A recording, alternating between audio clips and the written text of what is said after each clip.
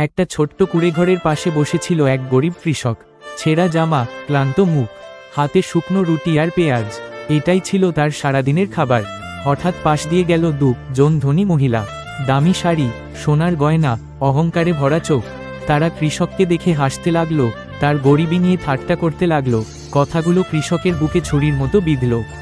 সে আর কিছু বলতে পারল না, চুপচাপ বসে চোখের জল ফেলতে লাগলো। এই পৃথিবীতে যেন তার কেউই নেই।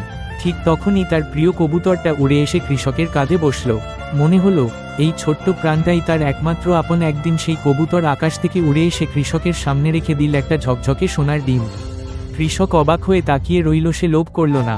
সোনার ডিমটা বিক্রি না করে মাটিতে পুঁতে দিল। মনে মনে বলল, ভগবান যা চান তাই হবে। পরদিন সকালে এক আশ্চর্য ঘটনা ঘটল। মাটি ফুঁড়ে বেরিয়ে এল একটা কিন্ডার জয় গাছ। দিন যেতে না যেতেই গাছ ভরে গেল হাজার হাজার কিন্ডার জয়ে। কৃষকের চোখ দিয়ে আনন্দের জল পড়তে লাগলো। সে গাড়ি ভরে কিন্ডার জয় নিয়ে বাজারে গেল। লোকজন লাইন দিয়ে কিনতে লাগলো। একদিনেই তার ভাগ্য বদলে গেল। আজ সে আর গরিব নয়, বড় বাড়ি, গাড়ি, সম্মান সবই তার।